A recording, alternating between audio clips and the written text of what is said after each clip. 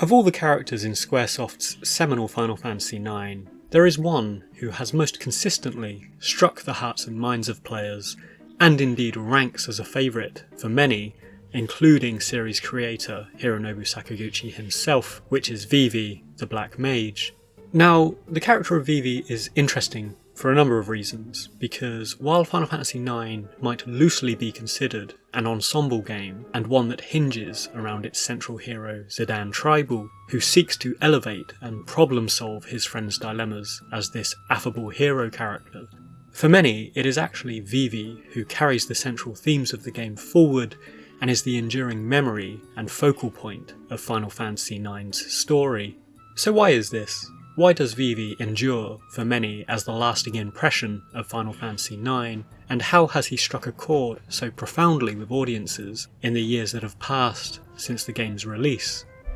Indeed, considering the emotional response to the character, it's fascinating that, as a tweaked rendition of the classic Black Mage character class, he's one of the few Final Fantasy hero characters that never shows his face or expression in his character design or in his on-screen moments. I'd go so far as to say that, on paper at least, Vivi is something of a blank slate character. It's hard to discern or emote with him, owing to the lack of facial communication. And indeed, this is actually a core part of his character arc early in the game, because where the other Black Mages, who look identical to him, are overtly sinister in how blank they are, particularly when they are indiscriminately attacking people,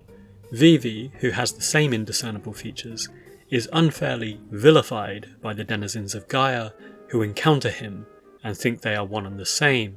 But in keeping with Vivi's design for a moment, and by extension the graphical fidelity afforded to Final Fantasy IX, the workarounds made to make Vivi relatable were brilliantly done, I think, whether it's the sorrowful sagging of the shoulders whenever a mishap occurs, the occasional tripping over his own feet, the leaps in shock or surprise, or the jumping for joy that he occasionally does.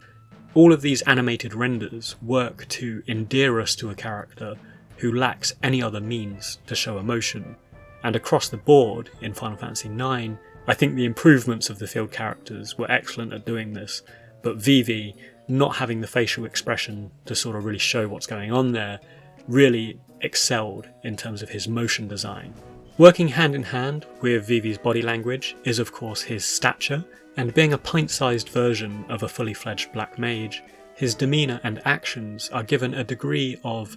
innocence and juvenile nature, perhaps even cuteness, that all conveys the fact that he is a small child and has the perception of the world of a small child. And it's this that makes the things that happen to him, the slings and arrows of experience and existence throughout the events of Final Fantasy IX, all the more impactful. And indeed, right from the beginning of the game, as Vivi arrives in Alexandria, we see a nervous, uncertain character intimidated by the big city. We quickly find that he has been duped into buying a fake ticket for a play, and is quickly taken up by the dubious character of Puck to engage in some petty theft and breaking and entering. So while each of these things is quite tame, all things considered, nobody's being killed or anything dramatic like that, it is the fact that Vivi is so innocent and oblivious to the ways of the world that make him quite heartbreaking. And so, from a character building perspective, it's a fantastic establishing shot and jumping off point for Vivi's story, and a fantastic way to make him resonate with players within the first 5 to 10 minutes of the game. Having established Vivi's character so succinctly, this is where we jump into the main thrust of his character arc, shortly thereafter at the village of Dali. And it's here that Vivi discovers that he is one of the mass-produced Black Mage soldiers created by the antagonist Kuja, a revelation that prompts Vivi's existential crisis by learning that he has been artificially manufactured alongside these other Black Mages to have a predefined short lifespan. He's been stripped of free will and destined for death. This is a fact that forces Vivi to confront his mortality in a very immediate way, and manifests the dilemma of his character, which is the fear of death, the fear of what he perceives as his predetermined path, and the process of breaking that and finding renewed meaning in life, which comes over the course of the game through his companionship with Zidane and the party. So this hits home for audiences because despite being a manufactured automaton, his arc does perhaps make the player reflect on what it means to live, not just in terms of existence and simply existing, but in terms of emotional and intellectual awareness and finding a real purpose in life. Vivi evolves from a confused, frightened child into a character who not only accepts, but arguably, by the end of the game, embraces his fate and the finiteness of being. And in doing this, he demonstrates a resilience that outshines every other character arc in the game, all of whom have their own dilemmas that hinge around purpose and meaning in life. And in fact, he is diametrically opposed to the character of Kuja, whose entire villain arc comes from refusing to accept his fate and refusing to accept the finiteness of being. So while Zidane, as the central hero, has this overt connection to Kuja, as many Final Fantasy heroes do, by being from the same planet as him, having this fraternal relationship to him, Vivi has the real thematic connection and duality with Kuja, which is brought to fruition by the end game, with one having accepted his fate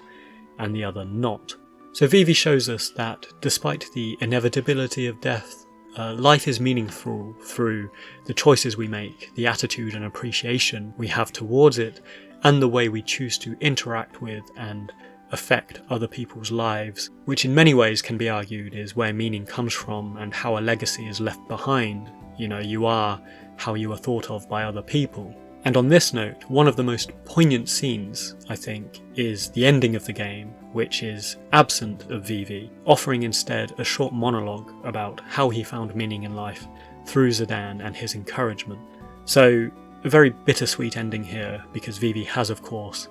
passed away by the end of the game, it seems. And also, we see that Vivi has left behind progeny in a bunch of mini-Vivis that appear.